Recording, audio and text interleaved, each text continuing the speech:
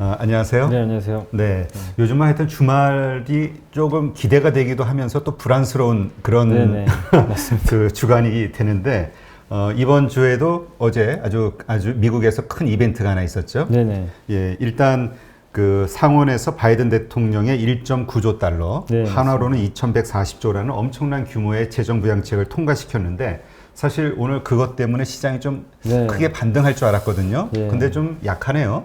그 시장이 사실 좀 기대는 했는데 예. 약간 좀 재료 노출 뭐 이런 좀 얘기도 좀 나오는 것 같고 또 이게 그 부양책이 통과되면 결국 채권 발행을 하잖아요. 그럼 또 네. 채권 가격이 떨어지면 채권 가격과 금리는 반대로 갑니다. 그래서 금리가 좀 오르지 않을까 하는 그런 좀 우려감도 좀 약간 작용을 하고 있는 것 같습니다. 그리고 이제 추가적인 어떤 부양책이 또 없을 거라는 이제 좀 약간의 부담감이죠. 왜냐면 이제 쓸 카드 다 쓴 거 아니냐.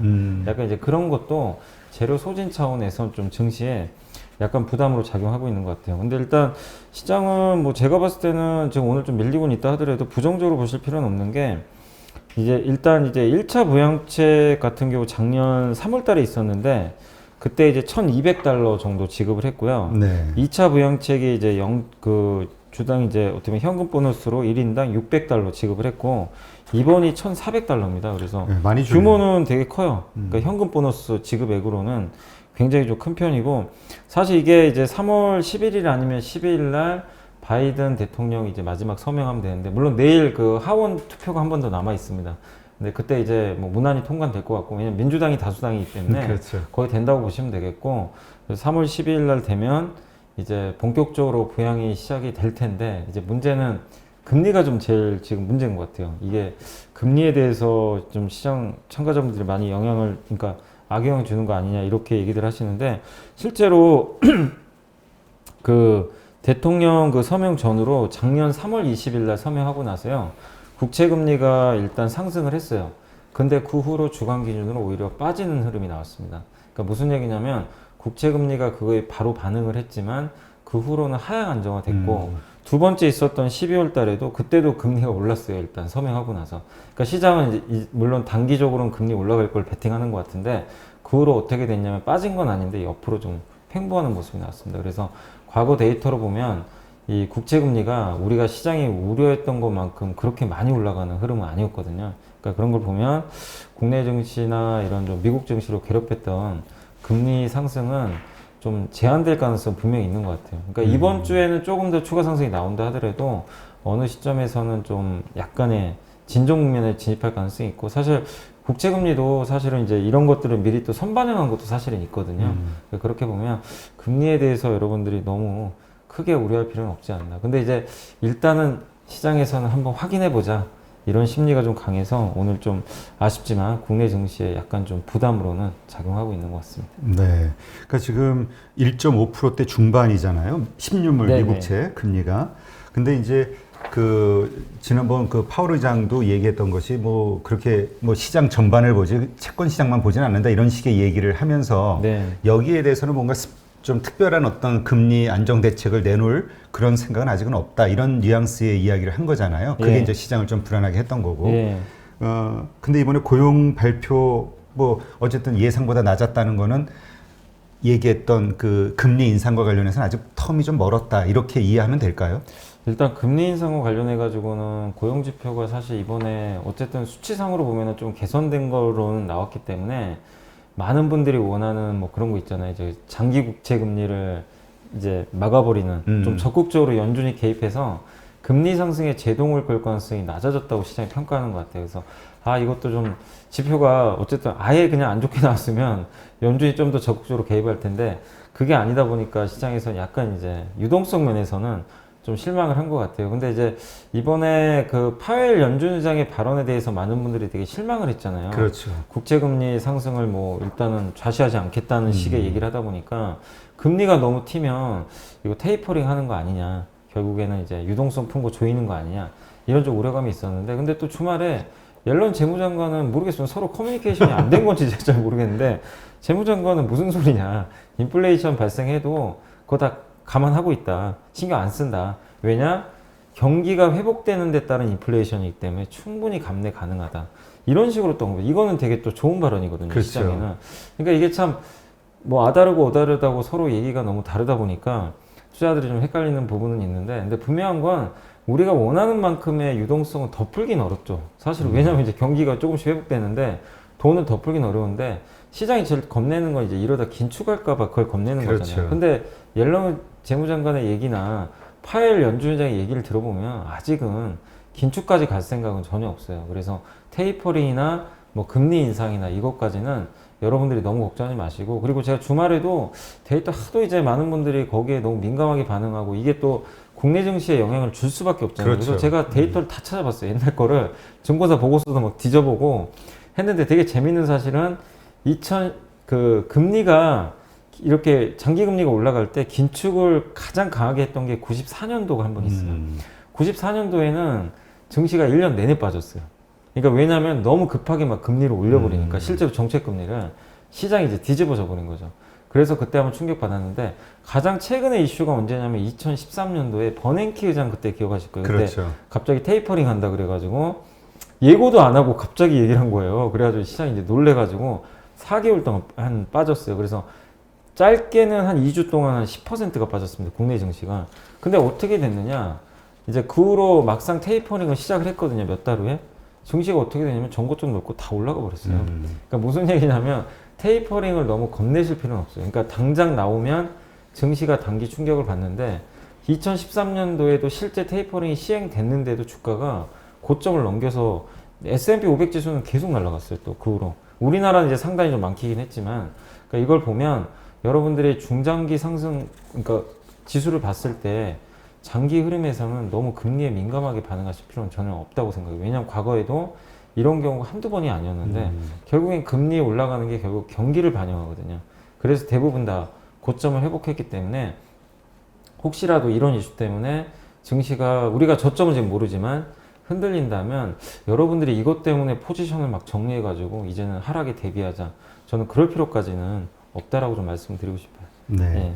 근데 사실 그 어떤 분들은 그런 얘기를 하시더라고요. 그 이제 연준이 해줄 수 있는 거는 다 했고 네. 앞으로 이제 재무부 장관, 그러니까 정부에서 네. 할 일들만 남았다. 그래서 앞으로는 네. 연준의 입을 보지 말고 그 재무부 장관의 입을 봐야 된다. 네. 이런 얘기가 있었거든요. 네. 그런 차원에서는 옐런의 말은 상당히 긍정적이죠. 상당히 긍정적이죠. 왜냐하면 이제 연준 의장도 사실 할 수 있는 게 별로 없습니다. 저 음. 카드를, 왜냐하면 이제 잘못해서 돈 더 풀다가 인플레 또 자극할 수도 있고, 그렇죠.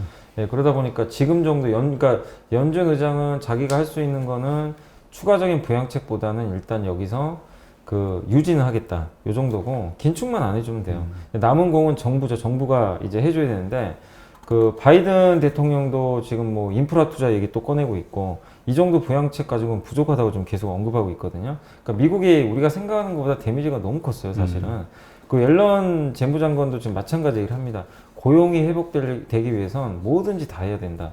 돈을 더 풀어야 된다. 그러니까 재정은 더 풀어야 되는데, 그러니까 이게 약간 딜레마인 게, 재정을 이렇게 더 풀면 이 금리 올라간단 말이에요. 그렇죠. 국채금리에 좀 부정적이고, 근데 또 한편에서는 경기 부양을 하는 거니까 좋은 건데, 그리고 이렇게 재정을 풀잖아요. 그러면 우리나라 입장에서도 한 가지 좋은 건 있어요. 달러가 약해져요.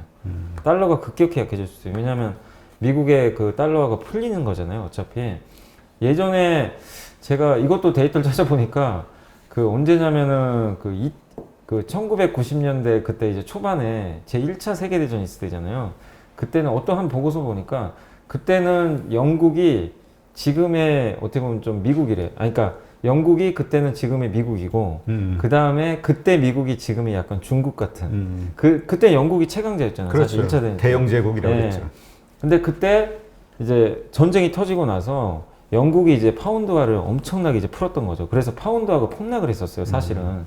그랬던 적이 있고, 2차 대전 때는 이제 고정환율제라 좀 비교하기 어려운데, 무슨 얘기냐면 그때도 비정상적인 상황이 발생하다 보니까 영국 정부가 돈을 어마어마하게 풀어버린 거예요. 그냥 재정으로.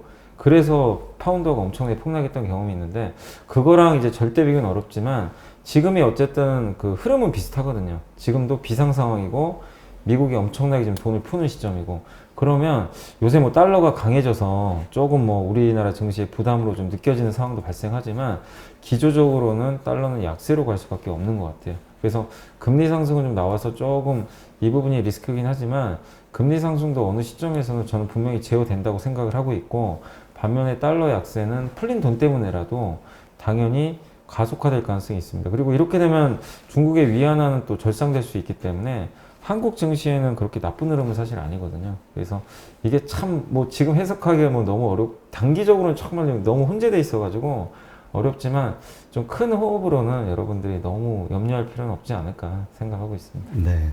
그러니까 이제 많은 분들은 이제 마음이 급하니까 네, 그냥 맞습니다. 눈에 확 그 뭔가 이런 어떤 뉴스가 들릴 때마다 확 상황이 바뀌기를 네. 원하지만 사실 조정의 어떤 그 과거 사례들을 보면은 네. 충분한 시간과 어떤 폭의 조정이 있은 다음에 이제 네. 상승하기 시작하는 거죠.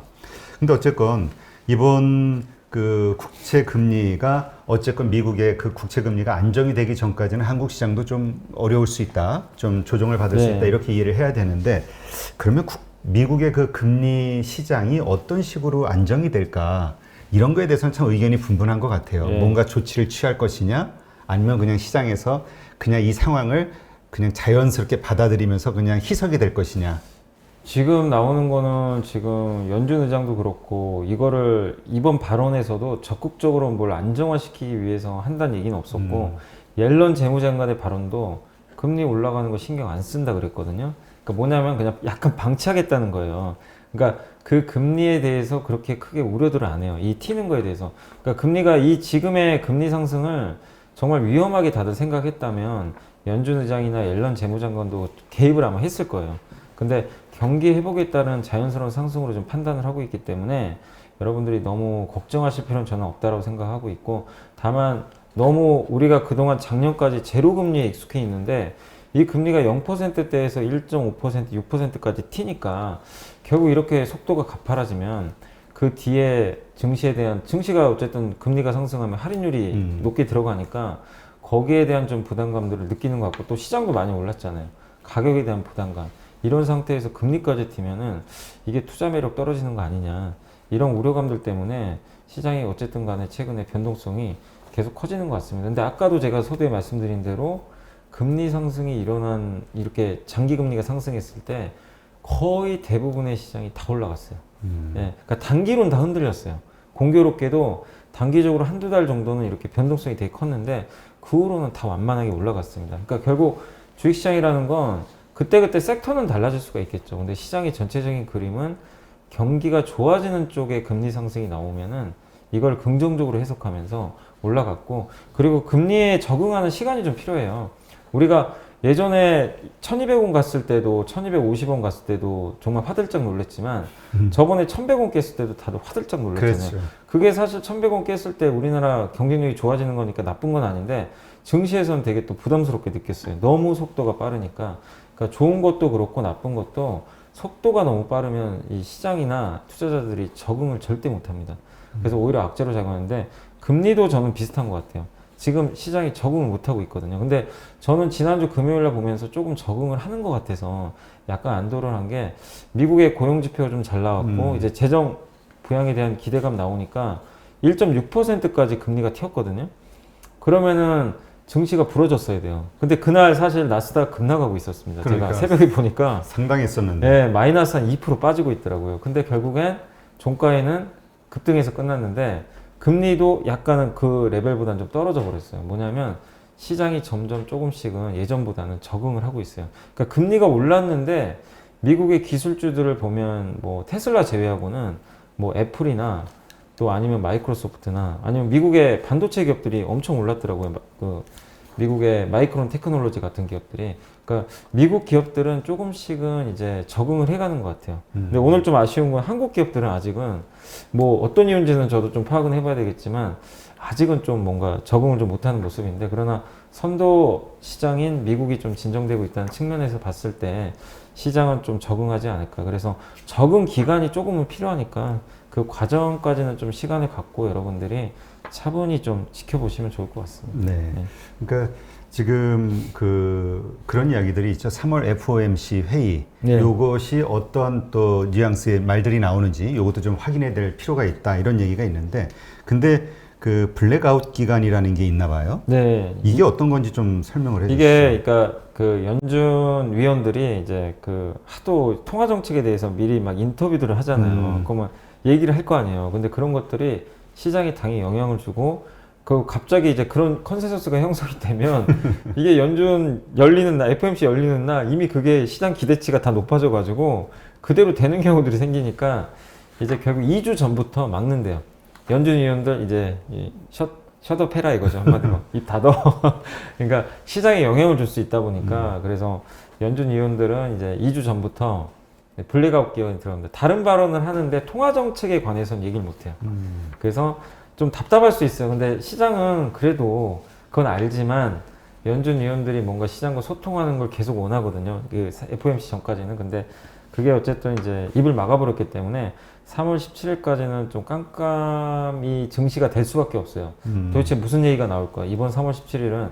근데 사실은 너무 큰 기대는 하지 마세요. 왜냐면 파웰 연준 의장이 개입을 하려고 했던 좀 시장 기대치가 있었는데 본인 스스로 일단 그 장기 국채 금리에 대해서는 크게 개입하지 않으려는 듯한 뉘앙스로 얘기를 했거든요. 그래서 이번 3월 17일 FOMC 회의는 좀 뜨뜻미지근하게 좀 흘러갈 수 있지만 그래도 3월 17일 날 연준 의장도 발언도 있고 하니까 그 후의 흐름에 대해서 그러니까 그 후에 그러니까 3월 17일까지 또 국채 금리 흐름이 나올 거 아니에요.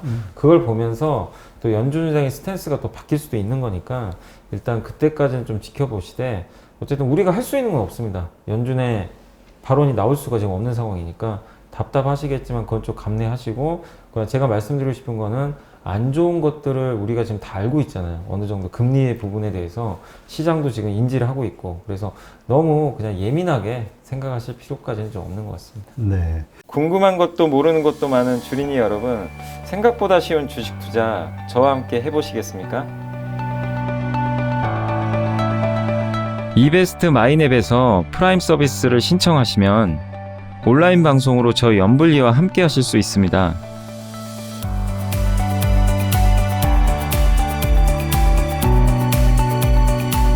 프라임 서비스를 신청하시려면 이베스트 마이넷 어플 설치 후 다이렉트 계좌 개설 메뉴에서 계좌 개설을 진행해 주세요.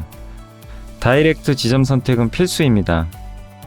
마지막으로 이벤트 코드란에 연불리를 입력하시면 주식 상품권 10,000원을 화요일에 지급해 드립니다.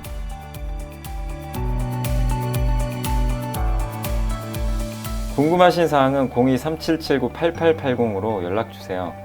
제가 여러분의 성공 투자를 끝까지 응원해 드리겠습니다.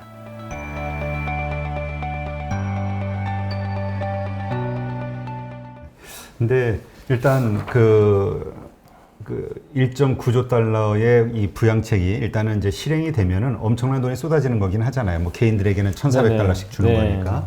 일단 유동성이라는 게 또 상당히 그 미국에는 공급이 되는 거니까 긍정적인 측면으로는 그게 발행이 되면 뭐 그것이 뭐 주식시장으로 들어오든 아니면 어떻게 뭐 소비가 되든 시장이 다시 살아날 가능성은 없을까요? 저는 그러니까 결국 중요한 건 지금 유동성으로 시장이 올라왔잖아요. 그렇죠. 그 다음에 증시가 더 가려면 유동성이 더 들어오든지 아니면은 이제 실물 경제가 살아나야 되거든요. 펀더멘탈. 근데 미국은 아직까지는 그런 모습이 많이 안 나왔잖아요. 실물 경제가. 근데 지금 바이든 대통령이 원하는 건 이제 실물, 이 유동성을, 물꼬를 이제 기업들한테 터줘가지고 기업들이 투자도 많이 하고, 바이 아메리칸도 사실 그런 케이스라고 전 보거든요. 야, 미국으로 빨리 들어와서 미국에 투자 좀 해. 일자리 좀 늘려. 예. 그래서 그런 얘기들, 뭐, 물론 이제 SK 이노베이션하고 LG화학의 소송에서 LG화학이 이겼지만, 조지아 주지사가 자꾸 뭐 이노베이션 편을 좀 드는 듯한 얘기를 하는 것도 거기에 일자리가 어마어마하거든요. 그렇죠. 그러니까 그걸 포기하고 싶지 않은 것 같아요. 그러니까 미국의 정책 방향이 지금 이제 그런 식으로 가다 보니까 이 재정을 풀어서 고용을 살리겠다. 지금 의도로 가는 겁니다. 근데 그 투자하고 이 고용이 회복되는 데까지 시차가 있잖아요.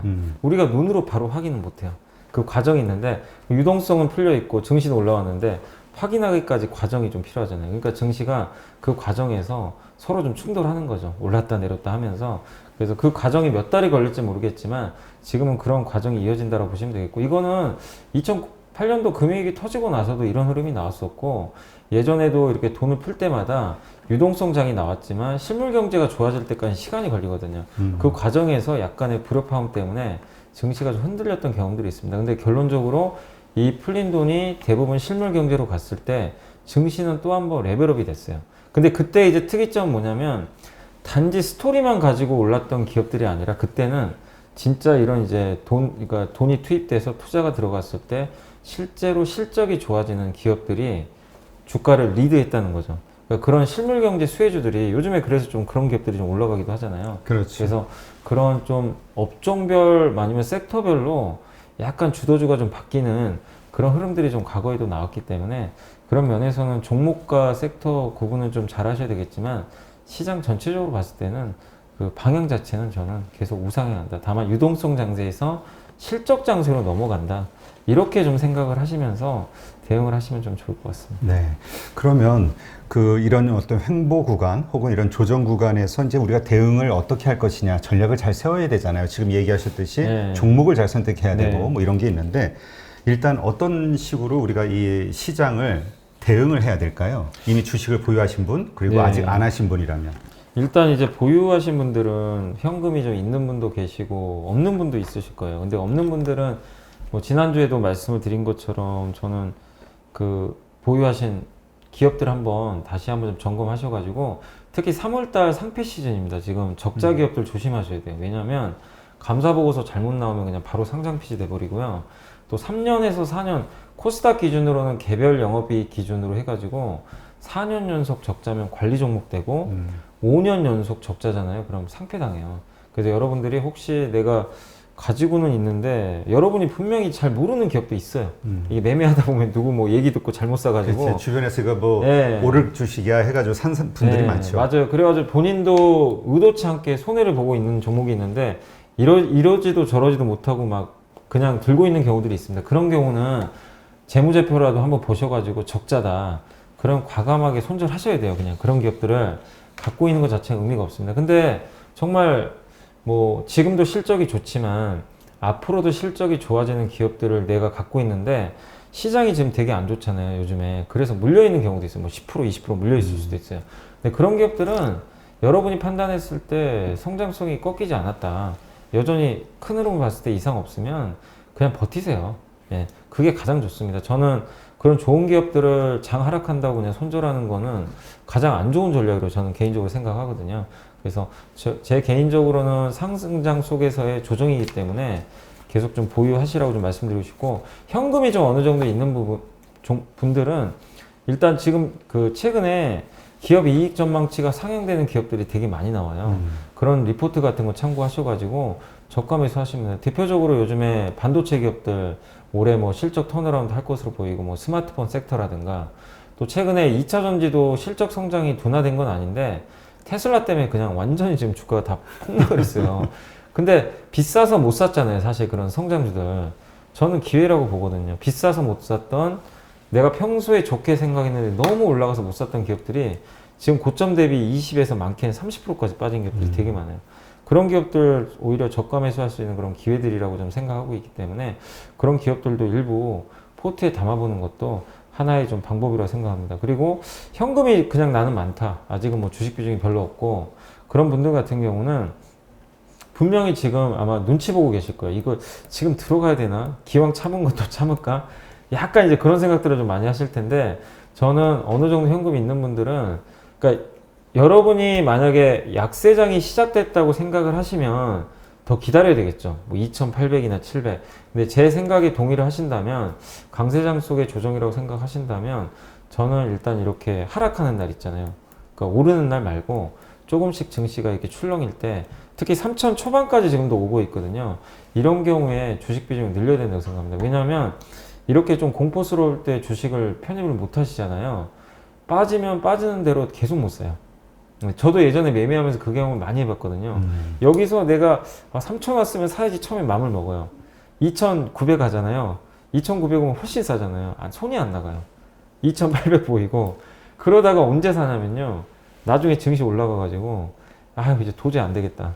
어느 정도 오르고 나서 뒤늦게 사신 분들이 되게 많더라고요. 그러니까 약간의 이제 전략적인 뭐 대응은 필요하지만, 내가 3,000에 사기로 맘먹었으면 3,000에 30% 사보는 거죠. 사고 2,900, 2,800까지 염두에 두는 거예요. 뭐 상황 봐가지고 뭐 안 올 수도 있고 올 수도 있지만, 그런 식으로 분할 매수하면 되게 편한데, 이게 대부분은 그렇게 습관이 안 돼 있다 보니까 못 하시더라고요. 잘 분할 매수 한 번에 사버리세요. 근데 그러지 마시고 3,000 초반이나 이럴 때 물린다고 그냥 생각을 하고 들어가세요. 아예 애초에 내가 마음을 그렇게 먹어야 매수가 됩니다. 근데 나는 대부분의 투자분들은 안 물리려고 생각들을 사실 되게 많이 하거든요. 근데 그러지 마시고 물린다고 생각하시고 일부 좀 편입을 해보시는 것도 좋은 전략 같아요. 물론 이제 이렇게 할 수 있는 전제는 증시가 결국엔 이제 이 조정을 끝내고 올라갈 것이다라는 좀 어느 정도 확신을 가지고 계셔야 되거든요. 근데 그런 생각이 없으시거나 아니면 하락장으로 보시는 분들은 당연히 당분간 하시면 안 되겠죠. 그래서 본인이 일단 큰 흐름에서 지금 어느 전략을 갖고 있는지 먼저 생각을 하시고 거기서 상승장이라고 생각하시면 좀 과감하게 좀 조정받을 때 좀 많이 빠져있는 성장주 중심으로 한번 비중 확대하시는 것도 저는 괜찮다고 생각하고 있습니다. 네. 그러니까 하여튼 본인이 이런 어떤 현상을 잘 분석을 하고 생각을 해가지고 네. 결정을 할 수 있어야 사실 뭐 맞던 안 맞던 그것이 이제 어떤 학습의 하나의 과정이 네, 돼서 맞습니다. 나중에 네. 이제 나은 투자자가 되는 하나의 그 과정이 네. 아닐까 그런 생각이 드네요.